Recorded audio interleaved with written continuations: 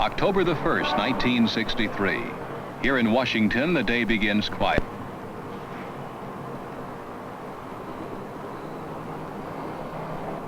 For some, it starts early in a federal agency that today marks its first 5 full years of accomplishment. This is NASA, the National Aeronautics and Space Administration. As the day begins at NASA headquarters in Washington, and dawn comes to the Capitol, the rising sun outlines the gantries at Cape Canaveral. NASA's Launch Operations Center begins a new day. At other NASA stations, far to the west, it is still night. Signals from satellites in space are being monitored for later study. NASA's 5th anniversary comes quietly. Yet these 5 years have been memorable, exciting.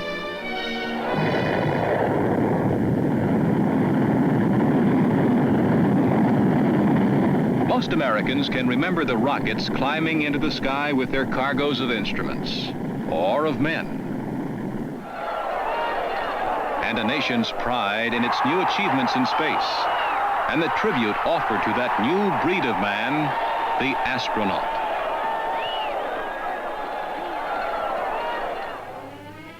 They remember anxious moments, too, as search planes hunted a capsule returned from space. What America achieved in those first 5 years of the civilian space program was done openly. A nation dedicated to freedom of inquiry could not do otherwise. Bear with me, I will get you a number and deliver that tomorrow. These were the years Americans learned new words: liftoff, Syncom, Tyros, fly-by-wire. If our successes were spectacular, so were the failures.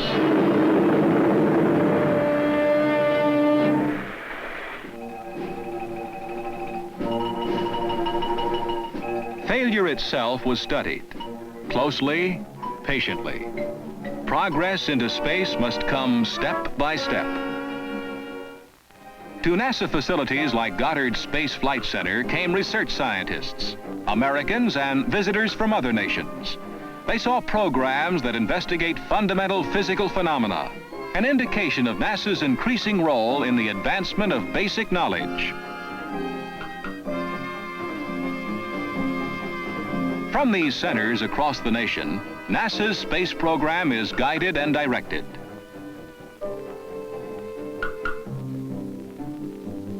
In 5 years, the world has been dotted with a network of tracking stations that monitor space probes, unmanned satellites, and our astronauts in orbit. The status and position of every space vehicle and a mass of other scientific data are transmitted from the tracking stations to control centers. All of these facilities are staffed by engineers, scientists, and technicians already veterans of the space age. From these ingredients of knowledge and skill, of facilities and equipment, of a guiding organization, America's achievements in space have been created. They began more than 5 years ago, when America's first satellite, Explorer 1, rose from its launching pad. It carried into orbit the means for performing an historic scientific experiment, one that first revealed the Earth's belt of radiation. It has been followed by well over 100 spacecraft launched by the United States. Satellites and space probes on scientific missions are the vehicles for experiments by the Earth-bound investigator. Here is the space probe Mariner 2, shortly before its 1962 launching on an historic flight to Venus.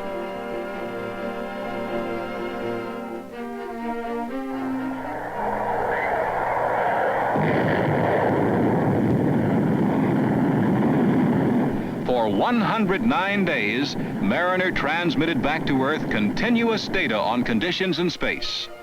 Then, at a distance of 36 million miles, it sent back important data on the planet Venus, a record-breaking achievement.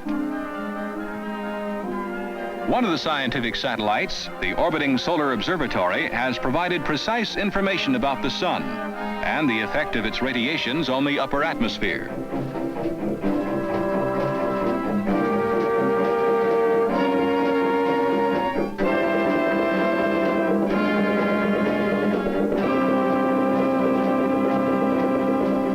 The satellites and the space probes have given man new tools to study the mysteries of the universe, where before he could only wonder and speculate.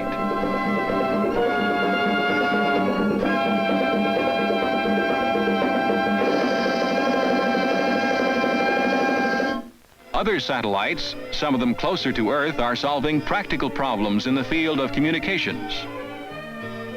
The first to go up was Echo, a giant balloon. It provided a surface in space from which radio signals were reflected. Telstar, privately financed and NASA launched, and Relay, NASA's own satellite, heralded a new era in global communication.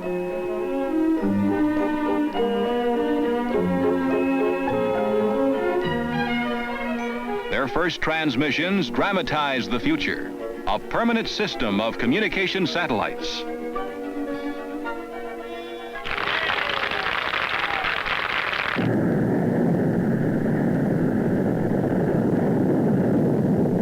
Syncom, a satellite that maintains an almost fixed position over the Earth, represents another approach. Here, messages are received from Syncom, hanging 22,000 miles overhead.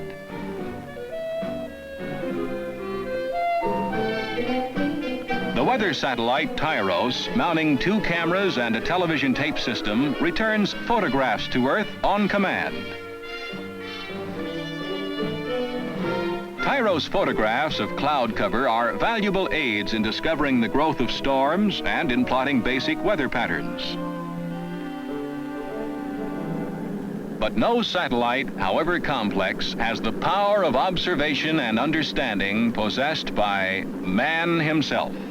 There is no substitute for manned flight into space. In the famous X-15, NASA continued a development in rocket-powered aircraft extending back over 15 years. Over 100 times, the X-15 has climbed above our atmosphere. It was the first craft to demonstrate that man can fly into space, control his flight during re-entry, and select his landing point within 1,000 feet. Project Mercury, the manned orbital spaceflight program, selected 7 pilots after intensive screening of many candidates.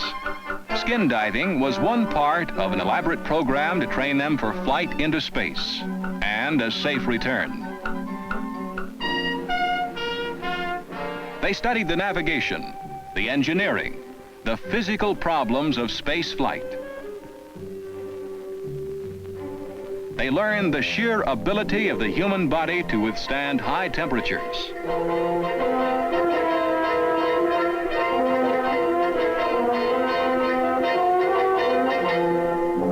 And experienced other punishing stresses of a journey out of this world.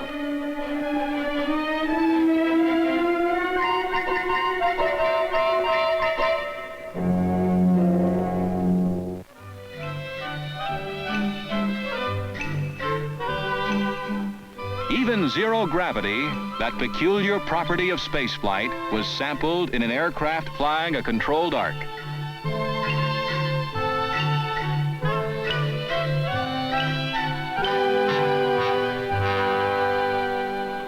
Finally, the long program of training, development, and testing was complete. Opening the major phase of Project Mercury, there were suborbital flights by astronauts Shepard and Grissom.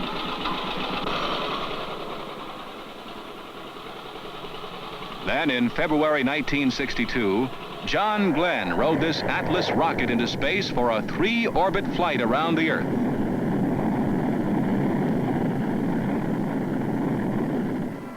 Project Mercury moved into high gear.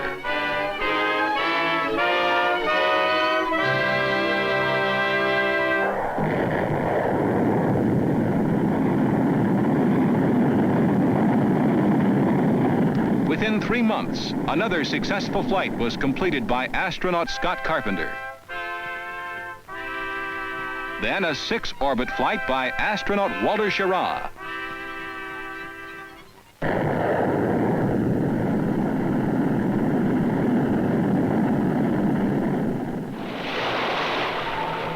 In In May 1963, when Gordon Cooper returned to the Earth after a flight of 22 orbits, American spaceflight reached a state of high precision. Project Mercury was completed, but it was only a first step toward the goal that now lay ahead. A voyage to the moon and return by 1970. It would be an historic achievement with immense practical consequences. But the technical problems dwarf those solved in Project Mercury, demanding absolute precision in orbiting and new techniques for rendezvous, docking, and landing.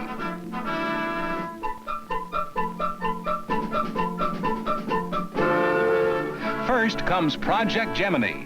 Unlike Mercury, 2 men will fly Gemini in orbit for up to 2 weeks, practicing space rendezvous and docking. Gemini capsules are now being built and tested. Apollo, the 3-man craft that will actually go to the moon, is also undergoing a long period of test.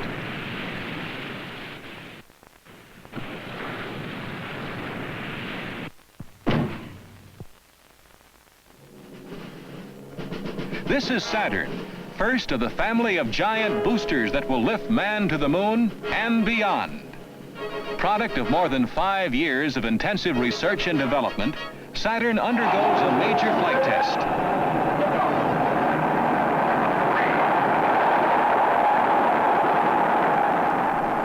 On this day, we moved at least 1 step closer to the moon. Visiting Cape Canaveral are the new astronauts, the men who will join the original 7 and ride the Gemini and Apollo spacecraft. They are the new pioneers of space, but their path has already been charted by those who have gone before. For these first 5 years have been a sustained effort, an effort that has broken through the first barriers to man's exploration of space. Because of this first giant step, the cosmos opens itself to man's investigation. What will he discover on these journeys? Already he has seen the Earth as never before in his history and viewed parts of the universe with new clarity. Perhaps now he'll discover clues to the origin of life itself, and through them a glimpse of its purpose and his own.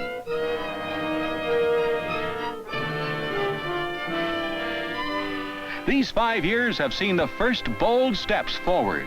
Today, experienced, tested, capable, we look with confidence toward the future and our path to the stars.